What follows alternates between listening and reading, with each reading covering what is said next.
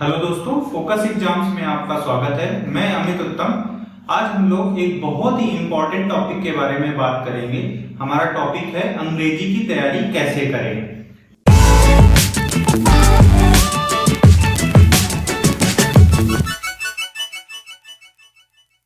तो स्कूल के टाइम पे या फिर कॉम्पिटिटिव एग्जाम्स की तैयारी के टाइम पे या फिर किसी अन्य कारण से हम सभी को इंग्लिश की प्रिपरेशन करनी पड़ती है, अंग्रेजी को सीखना पड़ता है। बहुत सारे स्टूडेंट्स ने मुझसे ये क्वेश्चन पूछा कि सर इंग्लिश की प्रिपरेशन कैसे की जाए, कौन सी बुक्स यूज की जाए।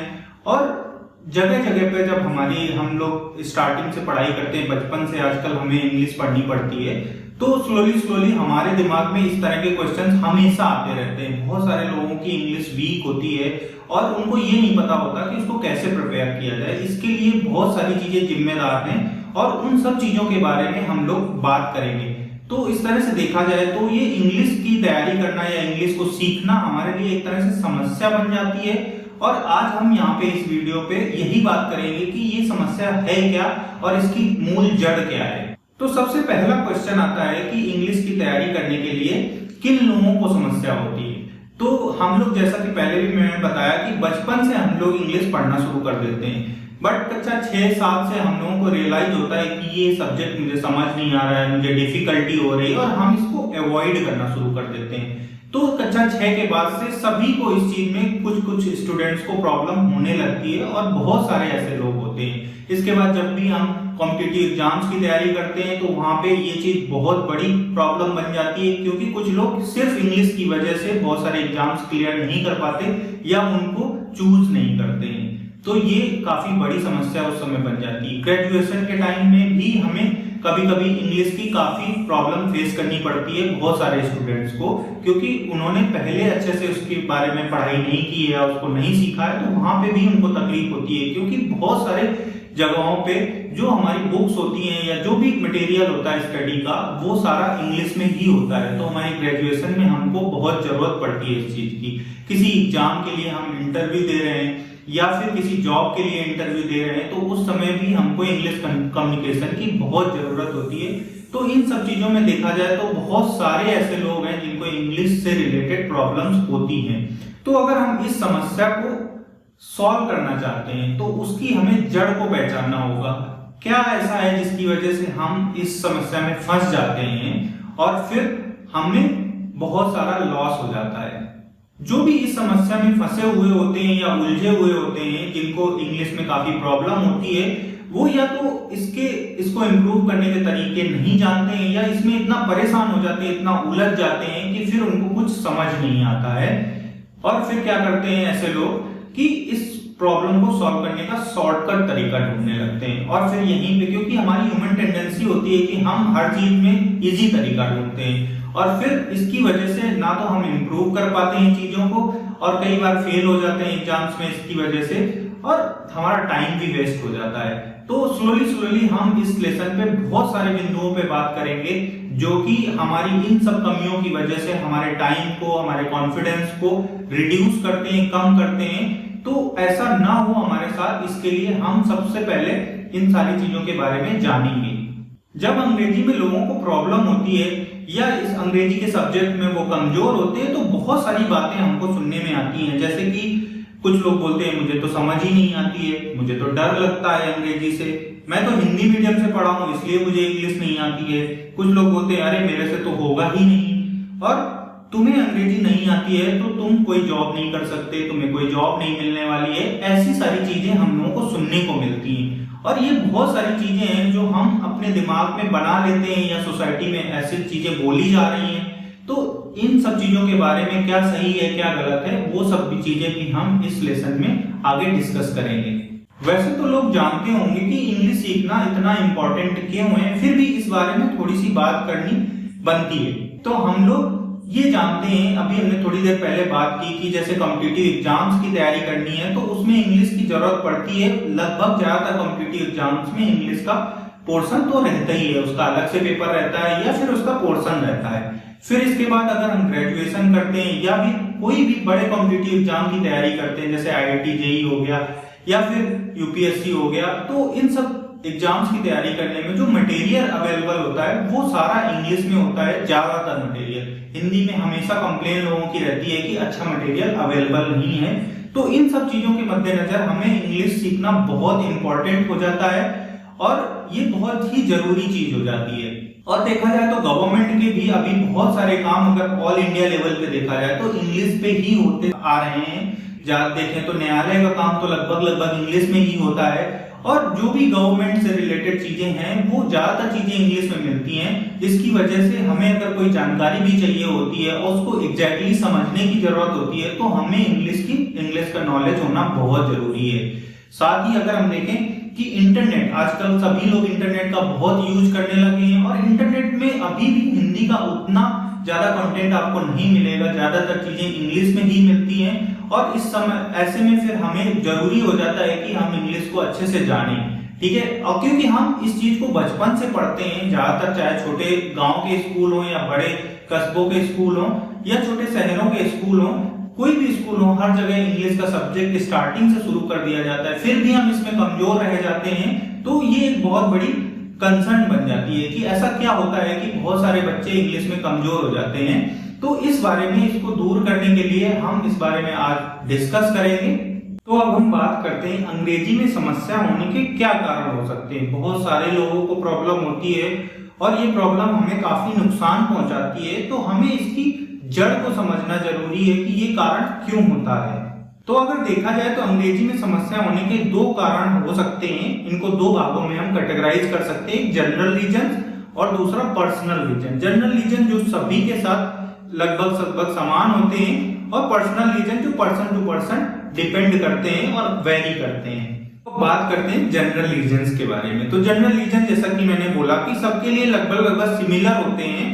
तो सबसे पहले आता है हमारा एजुकेशन सिस्टम। हमारे एजुकेशन सिस्टम में अंग्रेजी को लेकर थोड़ी सी प्रॉब्लम मुझे दिखती है और वो क्या है कि जब हम स्टार्टिंग करते हैं पढ़ाई अंग्रेजी की छोटी क्लासेस से और फिर आगे बढ़ते जाते हैं, 12th तक जाते हैं, तो हमारा जो देखने का नजरिया होता है या टीचर्स को पढ़ाने का नजरिया होता है, ज्यादातर कॉलेजेस स्कूल्स में क्या होता है कि वो इंग्लिश को एज ए सब्जेक्ट समझते हैं, ठीक है। बट इंग्लिश हमारी क्या है, एक तरह से लैंग्वेज की तरह हमको इंग्लिश को समझना चाहिए कि एक भाषा है जिसे हमें जानने की जरूरत है। जैसे कि हिंदी हम बचपन से सीख जाते हैं क्योंकि हमारी मदर टंग है, दूसरे स्टेट्स में दूसरी मदर टंग भाषाएं हैं, वो आसानी से सीख जाते हैं क्योंकि उसको हम एज ए भाषा की तरह ही ट्रीट करते हैं। बट इंग्लिश के साथ हमारे साथ ये प्रॉब्लम हो जाती है कि बहुत सारे लोग जाने अनजाने में इसको एज ए सब्जेक्ट मानना शुरू कर देते हैं और जैसे कि मैथ साइंस हम पढ़ते हैं उसी तरह से इंग्लिश को भी पढ़ना शुरू कर देते हैं। होता क्या है कि बस हमारे पास चैप्टर्स होते हैं, उनमें जो भी कंटेंट होता है उसको हम पढ़ लेते हैं और उसके क्वेश्चन आंसर करना सीख लेते हैं। बस इससे समझते हैं कि इंग्लिश को पढ़ना हमारा पूरा हो गया, इंग्लिश हमने सीख ली। बट ऐसा जरूरी नहीं है कि हम उससे एक भाषा को सीख सकें। इसके बाद आते हैं हमारे टीचर्स। तो जैसे कि मैंने बात बताई कि जो हमारे छोटे शहर हैं या कुछ कस्बे हैं, गांव हैं, वहां पे टीचर्स, बहुत अच्छे टीचर्स आपको नहीं मिल पाते, वही लोग पढ़ाते हैं जो वहां से पढ़ के निकले होते हैं। तो इसकी वजह से उन लोगों में ये सारी चीजें, ये सारी समझ नहीं होती है, जिसकी वजह से हमें ऐसी कमियां आगे भी बढ़ती चली जाती हैं। आगे के बच्चों में भी वही प्रॉब्लम्स आती रहती हैं। इंग्लिश को हम उसी नजरिए से देखते रहते हैं और फिर ये प्रॉब्लम कभी सॉल्व नहीं होती है। जनरल रीजन्स में अगला पॉइंट आता है कि इंग्लिश को हमारे सोसाइटी में एक तरह से स्टेटस सिंबल माना जाता है और इसकी वजह से बहुत सारी प्रॉब्लम्स क्रिएट हो जाती है। इंग्लिश एक अनदर लैंग्वेज है, एक दूसरी भाषा है, जैसे कि तमिल भाषा या तेलुगु भाषा या फिर बंगाली, बहुत सारी भाषाएं हैं। तो इन सारी भाषाओं की तरह इंग्लिश भी एक भाषा ही है और उसमें हमें इस तरह से इसको नहीं जोड़ना चाहिए कि एक तरह से स्टेटस सिंबल है। अगला पॉइंट है कि मदर टंग। हमारी मदर टंग, जैसे कि बहुत सारे स्टेट्स में मदर टंग हिंदी है, दूसरे स्टेट्स में दूसरी इंडियन लैंग्वेजेस हैं। तो मदर टंग ज्यादातर जो हमारे इंडिया की इंडियन लैंग्वेजेस हैं उनमें जो स्क्रिप्ट है उसकी और अंग्रेजी की जो स्क्रिप्ट है वो टोटली अपोजिट है। तो हमारी दूसरी मदर टंग होने की वजह से इंग्लिश में हमें ऑब्वियस है कि डिफिकल्टी होगी सीखने में। तो इस डिफिकल्टी को हम अगर सही अपना एटीट्यूड रखें और चीजों को सही नजरिए से देखें और जो उसका प्रोसेस होता है किसी लैंग्वेज को सीखने का, अगर वो फॉलो करें तो हम इंग्लिश को आसानी से सीख पाएंगे। जनरल रीजन्स में अगला पॉइंट क्या है कि एटमॉस्फेयर, वातावरण का। अंग्रेजी सीखने के लिए या किसी भी भाषा को सीखने के लिए हमें वातावरण की बहुत आवश्यकता होती है। स्कूल्स में ऐसा वातावरण होना चाहिए कि बच्चों को इनकरेज करना चाहिए कि वो इंग्लिश में बोलें, इंग्लिश की किताबें पढ़ें और इंग्लिश में लिखें।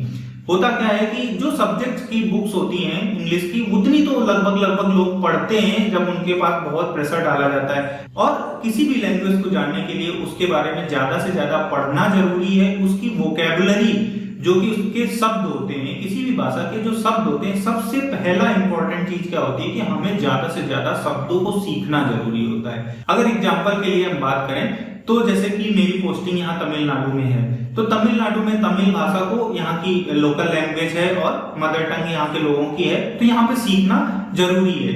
ठीक है, तो एक भाषा को और आप सीख सकते हैं, उसमें कोई बुराई नहीं है। तो अगर आप एक एक्स्ट्रा भाषा को सीखना शुरू करते हैं, तो मैं जैसे कि तमिल को सीखना स्टार्ट करता हूं, तो सबसे पहले मैं क्या करता हूं, इससे जो इस भाषा से जो रिलेटेड जो शब्द हैं उनको मैं सीखने की कोशिश करता हूं, ज्यादा से ज्यादा शब्दों को सीखने की कोशिश करता हूं। तो ये अप्रोच हमारी इंग्लिश के लिए भी होनी चाहिए। जब हम स्टार्ट करते हैं बचपन में, तो हो सकता है कि टीचर हमें इसी तरह से स्टार्ट करते हैं, पर धीरे धीरे जब हम आगे बढ़ते जाते हैं दूसरी कक्षाओं में और दूसरा लोड हमारे ऊपर बढ़ने लगता है, जैसे कि मैथ्स का, साइंस का लोड बढ़ने लगता है, तो हम फिर इस वाले तरीकों को भूल जाते हैं और सिर्फ क्वेश्चंस के आंसर प्रिपेयर करने लगते हैं और फिर हम सोचते हैं कि हमारी इंग्लिश इंप्रूव हो जाएगी और अच्छी हो जाएगी। बट क्योंकि ये गलत तरीका हो जाता है, इसकी वजह से हम उस पर इंप्रूव नहीं हो पाते, हम उस पर बेटर नहीं हो पाते। तो अब हम बात करते हैं पर्सनल रीजंस की। पर्सनल रीजंस तो लगभग पर्सन टू पर्सन वेरी करेंगे, बट कुछ कॉमन पर्सनल रीजंस के बारे में हम बात करते हैं जो ज्यादातर लोगों को अफेक्ट करते हैं। तो जैसे कि रॉन्ग अप्रोच, तो रॉन्ग अप्रोच के बारे में बहुत सारे लोग क्या करते हैं, जब भी इंग्लिश को सीखना शुरू करते हैं या बचपन से पढ़ रहे होते हैं, तो उनकी जो अप्रोच होती है वो रॉन्ग होती है और उनको कोई करेक्ट नहीं करता है। ठीक है, तो हमने इस बारे में पहले भी बात करी कि हम क्या करते हैं, इंग्लिश को एज ए लैंग्वेज सब्जेक्ट ना समझ के उसको नॉर्मल सब्जेक्ट की तरह डील करते हैं और बस क्या करते हैं, उसके लेसन्स को सीखते हैं और उसके क्वेश्चंस को सॉल्व करते हैं। इसके अलावा उसके बारे में दूसरी बातें नहीं सीखते। जैसे कि लैंग्वेज में सीखना होता है कि हमें उसकी वोकैबुलरी को सबसे पहले इनरिच करना होता है, फिर उसके बाद उसके सेंटेंस फॉर्मेशन और फिर बाकी सारी चीजें सीखनी होती है। साथ ही साथ हमें क्या करना होता है कि उसकी रीडिंग करनी होती है, बहुत सारी रीडिंग करने की जरूरत होती है। और जब रीडिंग आप करने लगते हो तो बहुत नए वर्ड्स भी आपको मिलते हैं जिससे कि आप उसमें अच्छे होना शुरू हो जाते हो। फिर आपको राइटिंग भी करनी होती है। जब आप बहुत कंटिन्यूअस रीडिंग करते हैं तो आपको बोलने की भी हैबिट आना शुरू हो जाती है। इसके बाद इंग्लिश में बहुत लोग लेजीनेस आ जाता है। लेजीनेस बहुत ही डिट्रिमेंटल इफेक्ट डालती है हमारी तैयारी में, हमारी प्रिपरेशन में बहुत ही ज्यादा इसको इफेक्ट करती है कि लोगों को क्या होता है कि जो भी चीज उनको डिफिकल्ट लगती है, थोड़ी सी अलग लगती है, उसमें वो इंटरेस्ट नहीं रहता, जिसकी वजह से लेजीनेस बहुत ज्यादा हो जाती है। और फिर क्या होता है कि लोग पढ़ते तो हैं, कोचिंग्स ज्वाइन करते हैं, क्लासेस ज्वाइन करते हैं, उनके स्कूल्स में भी पढ़ाया जाता है, बट क्या होता है उसमें उतना इंटरेस्ट नहीं बना पाते, जिसकी वजह से वो उतनी प्रैक्टिस नहीं करते जितनी की जरूरी है इंग्लिश की प्रिपरेशन के लिए।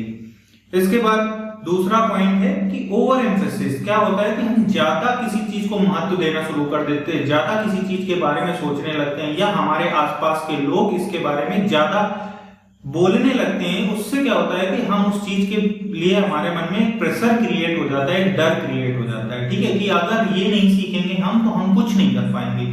बट ये बिल्कुल गलत चीज है। इंग्लिश भी एक तरह से एक लैंग्वेज है। अगर आप इंग्लिश आपको नहीं आती है तब भी आप अपना करियर बना सकते हैं, आप आगे बढ़ सकते हैं। बट क्योंकि ये जरूरी चीज है इसलिए हम लोगों को इसे सीखना चाहिए। इसके बाद एक और बहुत इंपॉर्टेंट चीज है जो कि बहुत ज्यादा इफेक्ट करता है बच्चों को इंग्लिश सीखने में, और ये स्कूल के बाद, जैसे कि अगर हमने स्कूल में अच्छे से प्रिपेयर नहीं किया है, अच्छे से सीखा नहीं है इंग्लिश को, हमारी इंग्लिश अच्छी नहीं है, तो हम क्या करते हैं, जब हमें जरूरत पड़ती है कॉम्पिटिटिव एग्जाम्स की, या हम जब कॉलेज में 4 साल होते हैं या 3 साल होते हैं बीएससी के केस में, बीए के केस में, तो तब हम ये सोचते हैं कि हमें सीखना चाहिए। बट क्या होता है कि लोगों के जब वो सीखना शुरू करते हैं तो वो ऐसे टाइम पे सीखना शुरू करते हैं जब उनको इसकी बिल्कुल जरूरत पड़ने वाली होती है। जैसे कि कोई एग्जाम आने वाला होता है, एग्जाम नियर बाई होता है, या फिर उनके सेमेस्टर्स आने वाले होते हैं, या फिर उनका इंटरव्यू आने वाला होता है, तब हम इस पे इंपॉर्टेंस देना शुरू कर देते हैं। तो ये बहुत ज्यादा सोच हमारी ऐसी बन जाती है कि एग्जाम पास में है, हमारे पास टाइम बहुत कम है, हम इसको इस तरह से तो नहीं सीख सकते, तो क्या करते हैं हम शॉर्टकट मेथड ढूंढना शुरू कर देते हैं। हम सोचते हैं कि कोई ट्रिक मिल जाए, कोई ऐसे कुछ याद कर लें और अपने इंटरव्यू में बोल दें, या फिर मतलब एग्जाम के कुछ अच्छे वर्ड्स मिल जाएं हमको जो आते ही आते हैं, ट्रिक्स मिल जाएं, तो हम बस उनका यूज करके उसको पार कर लें। बट क्या होता है कि आप क्योंकि उसको अच्छे तरह से नहीं सीख रहे, तो आपके मन में बहुत सारे कंफ्यूजन्स रहते हैं और एग्जाम में आप श्योरली अच्छा परफॉर्म नहीं कर सकते इस तरह की ट्रिक्स का यूज करके। और इस तरह से ये काम करते करते क्या होता है, हमारा टाइम भी निकल जाता है। ठीक है, तो जैसे कि कॉम्पिटिटिव एग्जाम की बात करें, एसएससी की, तो जब हम फॉर्म भरते हैं उसके बाद हम सोचते हैं कि अब हम तैयारी करेंगे, तो इंग्लिश के सब्जेक्ट के बारे में भी तैयारी करना शुरू करते हैं। तो फिर एग्जाम की डेट हमें पता चलता है 2 महीने बाद एग्जाम है। अब 2 महीने बाद एग्जाम है, तो फिर से आप यही सोचोगे ना कि मतलब कि इतना इंग्लिश जिसको लोग बचपन से अभी तक नहीं सीख पाए, तो अभी 2 महीने में मैं क्या सीख सकता हूँ। तो ये एटीट्यूड जो होता है वो हमको कभी नहीं सीखने देता उसको। अगर आप इस तरह से ना सोचे, आप ये सोचे कि ठीक है एग्जाम कभी भी है, पर मैं अपना तरीका जो इंग्लिश सीखने का है, वोकैबुलरी बिल्ड करूंगा, फिर उसके बाद उसके बारे में पढ़ूंगा और भी किताबें पढ़ूंगा, रोज एक आर्टिकल पढ़ूंगा उसके बारे में।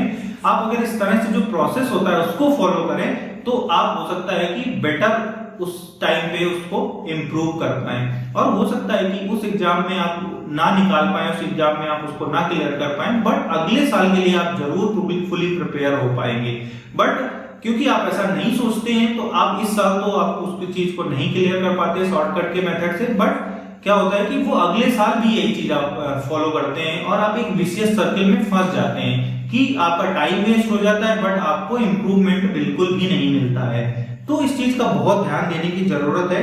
इसके बाद कभी भी जब हम कहीं पढ़ने जाते हैं, मैं अपना एक एग्जांपल बताता हूँ कि जैसे मैंने एक बार कैट की कोचिंग ज्वाइन की, तो कैट की कोचिंग में वहाँ पे इंग्लिश का भी सब्जेक्ट होता है, काफी इंपॉर्टेंट रोल प्ले करती है इंग्लिश। तो वहाँ पे मैंने मतलब सीखना शुरू किया, तो वहाँ पे जो भी टीचर मुझे पढ़ाने आए या जो भी बच्चे थे जिनकी इंग्लिश बहुत अच्छी थी, तो अगर उनसे मैंने पूछा कि तुम्हारी इंग्लिश क्यों अच्छी है, कैसे अच्छी है, तो बस उनके पास एक ही आंसर था कि हम लोग बचपन से ही पढ़ रहे हैं, हमने बचपन से पढ़ा है, बहुत टाइम से हम पढ़ रहे हैं इंग्लिश के बारे में, इसलिए मेरी इंग्लिश अच्छी है। ठीक है, तो इससे तो मुझे कोई उसका सोल्यूशन नहीं मिलता है, क्योंकि मैं तो आज अभी अपनी इंग्लिश को इम्प्रूव करना चाहता हूं। मेरा बचपन वापस तो लौट के नहीं आएगा, मेरे पास इतना वापस टाइम तो लौट के नहीं आने वाला, तो इसका क्या मतलब है? इसका मतलब है कि मैं इंग्लिश अपनी इम्प्रूव ही नहीं कर सकता।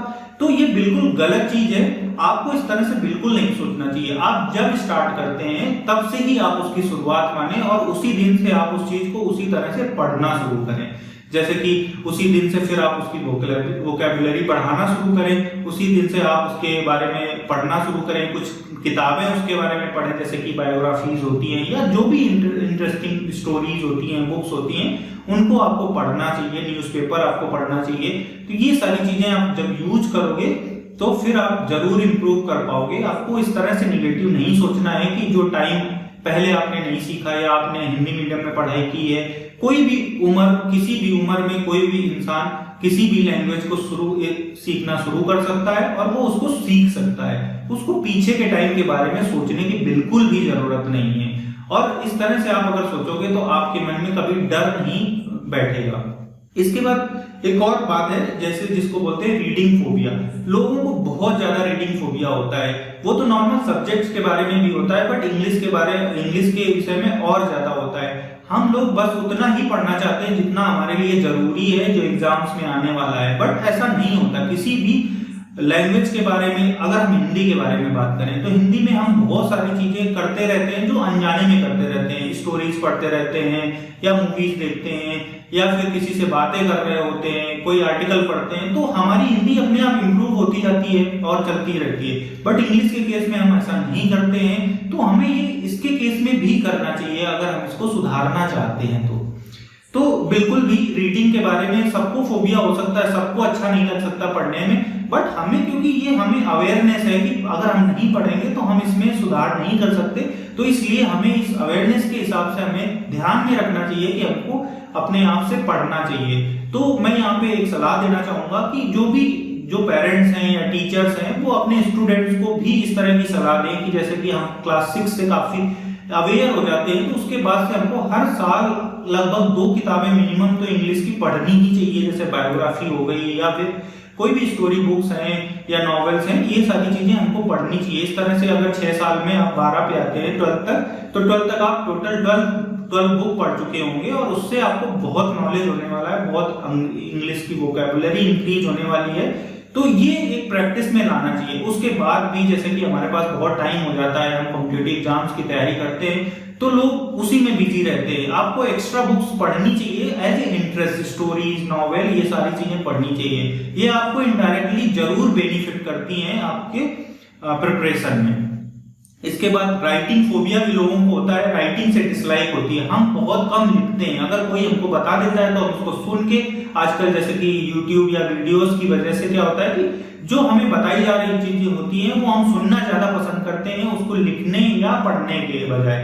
तो ये एक आदत भी है जिसको हमें बना के रखनी है कि हमें लिखना भी है और पढ़ना भी है। अगर हम कहीं से वीडियो देख रहे हैं या सीख रहे हैं या सुन रहे हैं, तो हमें हैबिट रखनी चाहिए कि पेन पेपर अपने पास रखते हैं और उसको नोट डाउन करें और अपने विचारों को जरूर लिखें। किसी भी चीज को पढ़ें, उसके बाद उसकी समरी जरूर अपने तरह से हमें लिखनी चाहिए। तो इससे हमारे ही स्किल्स में बहुत इंप्रूवमेंट होता है और फ्यूचर में आगे जाके ये बहुत हमें फायदा करने वाले हैं, जिसके बारे में हमें तुरंत हो सकता है फायदा ना मिले, पर फ्यूचर में इनडायरेक्टली हमें बहुत फायदे होने वाले हैं। तो इन सारी चीजों का जो भी मैंने इस लेसन में बताई है, हमें इन सब चीजों के बारे में ध्यान रखना है। और मैंने बहुत सारी बातें करी हैं इस लेसन में इंग्लिश की कमजोरी से रिलेटेड। तो यहाँ पे क्या करना है, आपको अपनी कमजोरी से रिलेटेड जो आपके केस में वैलिड है उनको देखना है और फिर एक एक करके उनको इम्प्रूव करने की कोशिश करनी है, उनको खत्म करने की कोशिश करनी है। और देखेंगे आप धीरे से आप इस इंग्लिश के डर को या इंग्लिश के जो भी आपको इंग्लिश से